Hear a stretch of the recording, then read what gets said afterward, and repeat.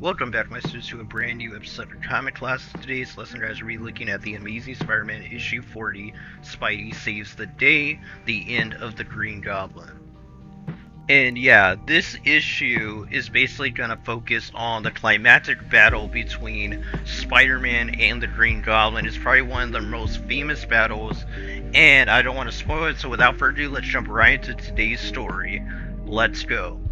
So this story basically starts off with Peter Parker basically playing into the Goblin's ego and also his mental health problems, in that he has a very big ego and he's trying to make sense of the crimes that he's made, basically claiming that he could never have Harry know about what exactly he has been doing and the crimes that he has committed and the people he's killed, while he's doing all these crimes.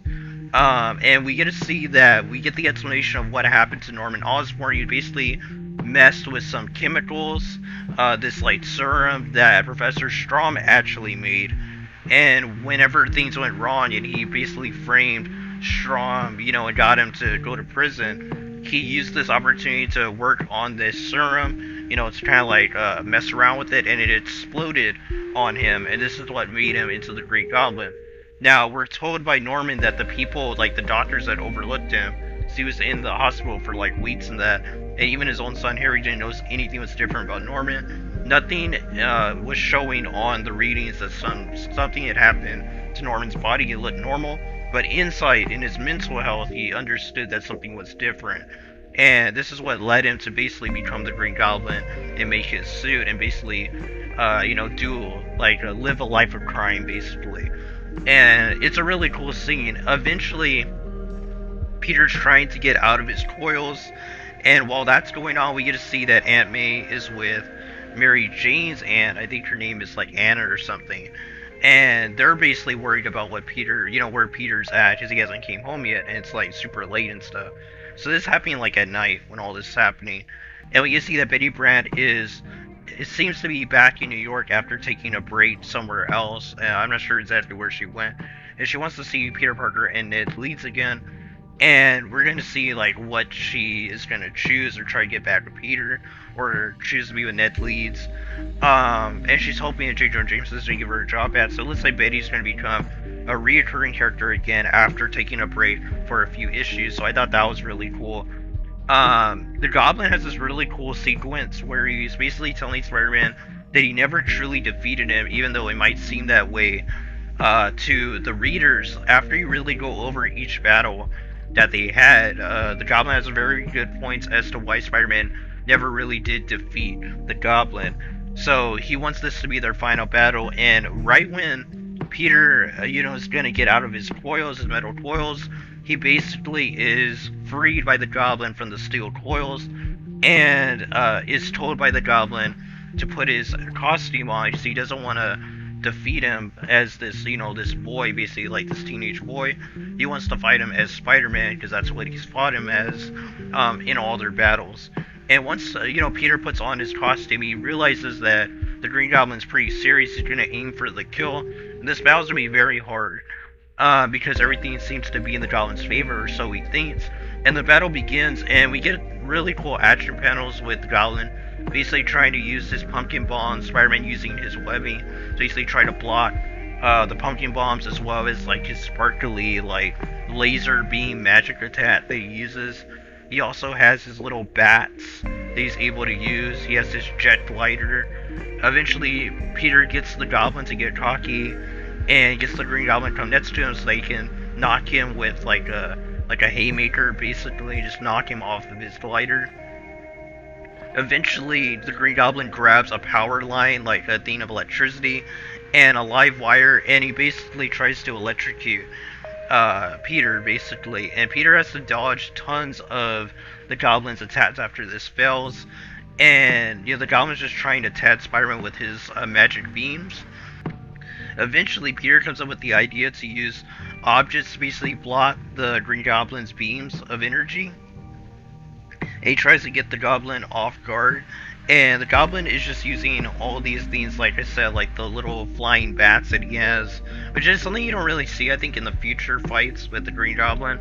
But, yeah, this is something that he would use, like, is these little bats. Eventually, he tries to use this giant cannon to basically kill Spider-Man. But Spider-Man's spider agility allows him to basically dodge the blast, and while he's doing this, he attacks the Green Goblin, and he hits him pretty hard, and because of this, the Green Goblin loses his footing, and he actually lands in the electric, charged chemicals. And when this happens, it basically knocks out the Green Goblin, and it's revealed to us after Peter takes off the Green Goblin's mask and Norman finally comes to, that he actually has amnesia, it seems. And he's been sent back years in the past to when Harry was still in high school. And yeah, so it's pretty interesting that, we're going down this route. This is very not, most people know about this storyline with Norman having amnesia. This will be a massive plot point for the future story with Gwen Stacy and when she died.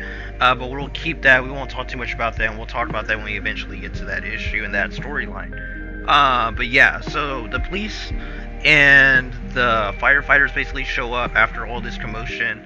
And, the whole place is on fire, and Peter grabs the Goblin's clothes and his mask and basically allows Norman to have a new start in life, seeing that this could be an opportunity for him and Harry to have a good relationship with each other, and that he realized that the Green Goblin was mentally ill, and he wanted to help the mentally sick dude basically have another chance at life. And so he burns the Green Goblin outfit and throws it into the fire that is all around them.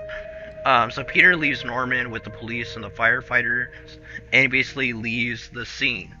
And Peter basically gets back home, and he basically goes in his room, with his spider powers, and basically swings in and jumps in there and basically gets to civilian clothes. And when he's coming to check on Aunt May, the doctor's actually there that talked to him in the last issue, and it's revealed to us that he was able to calm Aunt May down and stop her from having some type of an attack of like a heart attack or something like that, whatever it was that she had. And he basically told Peter that he was ashamed that he didn't take his warning that seriously, and that he kind of only thought about himself, not knowing that Peter's Spider-Man. He basically just fought a death battle with his arch nemesis.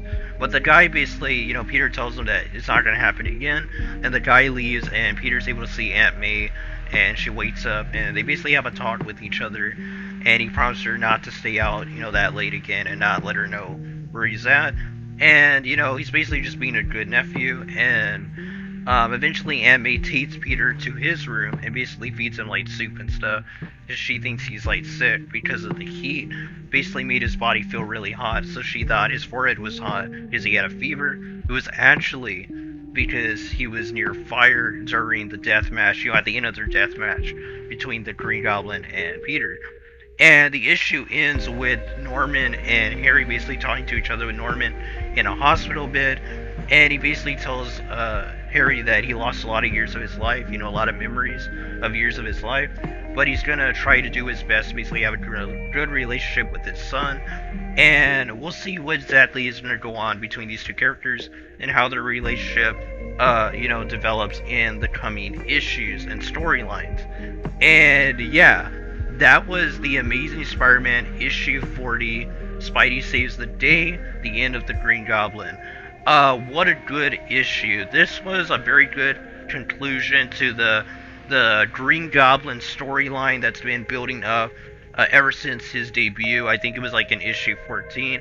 And we know this isn't the end of the character. A lot of us know that, that love the Spider-Man as a character. A lot about the Green Goblin, usually him being his arch nemesis. Basically the main storylines and the beats of that, the story beats of the Green Goblin Spider-Man's relationship. So we know this is the last time we're going to see him. But me personally, I don't know like how long it is until he comes back. So that's going to be interesting to kind of like look forward to. But overall, really good way for the character to go out for, a temporary loss, I guess. This is good. And, a temporary defeat for the Green Goblin and for Spider-Man to basically be able to chill and basically not worry about his secret identity getting out to the people he loves and also the public, as well as people like Jane Jonah Jameson that will probably put him in a bad light and in a very bad position to be in, and just a bad situation in general. But overall, I really enjoyed the issue. I recommend you go check out the issue before this, as well as this issue, if you want to read a good Green Goblin story. It was really good. I enjoyed both these issues. that that I read of the Green Goblin, and I can't wait to see where John Romita Sr. and Stan Lee are going to go next after this storyline. Yeah, it's going to be interesting. I believe the Rhino is going to be in the next issue. He's going to make his debut. So we'll see how that story plays out in the next video. But until next video, guys, God bless you. Until next lesson, keep on reading those comments.